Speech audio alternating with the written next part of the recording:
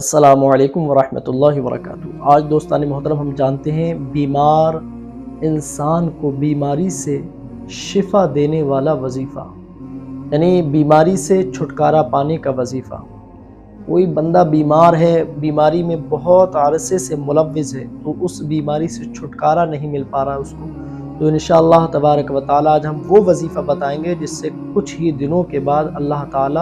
آپ کو شفا عطا فرما دے گا۔ السلام علیکم ورحمۃ اللہ وبرکاتہ۔ دوستان محترم، میں ہوں رفاقت حسین حنفی اور آپ دیکھ رہے ہیں رفاقت حسین آفیشیل،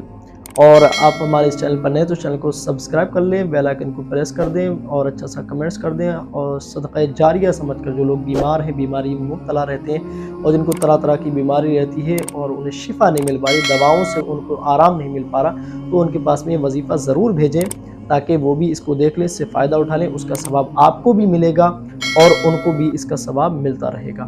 چلیے دوستان محترم، آج ہم جانتے ہیں، دیکھیے حضرات، ہوتا ہے کیا، دنیا کے اندر انسان بیماریوں میں گھرا ہوا ہوتا ہے، اور گھرا ہونے کے بعد پھر بھی آج دیکھیں زیادہ تر 90% نہیں بلکہ 99% 99% لوگ آج کے دور میں بیماری میں ملوث ہے، اور بیماریوں میں ایسی ہیں کہ پورا سال، پورا مہینہ، پورا ہفتہ ان کو گزر جاتا ہے دوائیوں پر انہیں بھروسہ کرتے کرتے،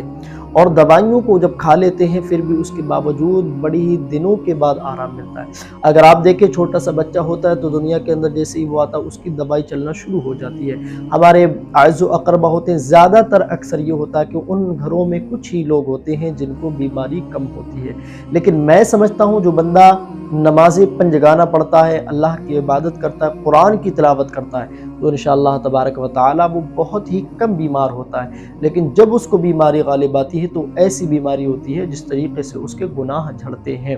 جس طریقے سے بخار کی ہوئی، پیٹ کی ہوئی، تو یہ بیماریاں جو ہوتی ہیں ہمارے گناہوں کو، بیماری میں ہمارے گناہ جھڑتے ہیں، بخار کی حالت میں بھی ہمارے گناہ جھڑتے ہیں۔ تو دوستو یہ تو رہا وہ چیز، لیکن اب ہم جانتے ہیں بیماری سے شفا یافی کا وظیفہ۔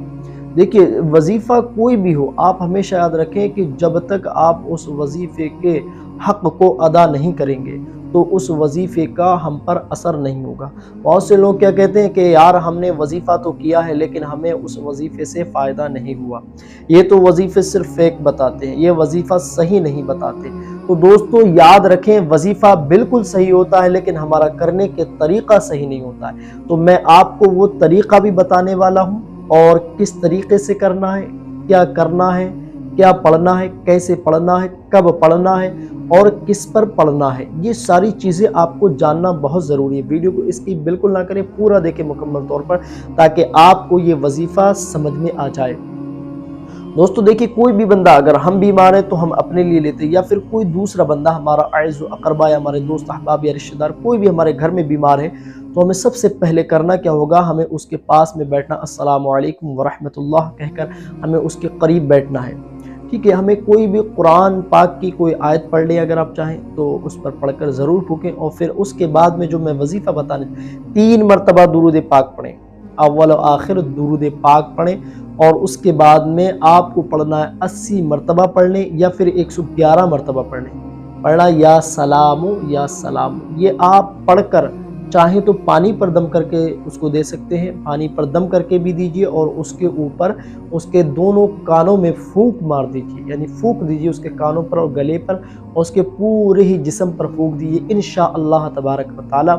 اللہ نے چاہا تو اس کو پانی پلا دیجئے، پانی پلانے کے بعد میں انشاءاللہ کچھ ہی دن یہ وظیفہ کیجئے، انشاءاللہ اللہ نے چاہا تو اس کو جلد سے جلد شفا مل جائے گی، یعنی اس کی بیماری جاتی رہے گی۔ دوا بھی کرائیے، دعا بھی کرائیے، دونوں چیزوں سے انشاءاللہ۔ اور حالانکہ اس وظیفے میں اتنی طاقت ہے، آپ اس وظیفے کو جب کریں گے تو اس وظیفے سے بھی اس کی ساری پریشانی، بیماری دور ہوتی ہوئی چلی جائے گی۔ میں سمجھتا ہوں یہ وظیفہ آپ کو سمجھ میں آ چکا ہوگا۔ ملتے جب تک کہ اگلے ویڈیو میں، اللہ